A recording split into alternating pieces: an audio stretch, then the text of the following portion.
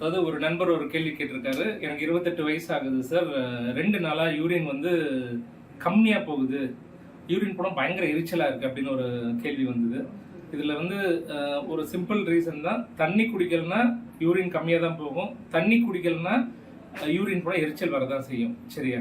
அப்ப இது ஏன் அப்படி வருது அப்படின்னா, நம்ம உடம்புல வந்து 70% நீரால் ஆனது. அப்ப நம்ம தண்ணி குடிக்காம விடுறப்ப என்ன ஆகுதுன்னா, நம்ம உடம்புல இருக்க நீர் வெயில்ல, வியர்வையில, மூச்சு சுவாசத்துல எல்லாம் வெளியே போகிறப்ப அந்த நீர் வந்து உடம்புல பற்றாக்குறையாகும். அந்த பற்றாக்குறைய நிவர்த்தி செய்யறதுக்காக சிறுநீரகம் என்ன பண்ணும்னா, நம்ம உடம்புல இருக்க நீரை தக்க வைக்க பார்க்கும். அப்ப யூரின் கம்மியா போகும். அப்ப நீங்க தண்ணி நல்லா குடிச்சீங்கனாலே சரியாயிடும்.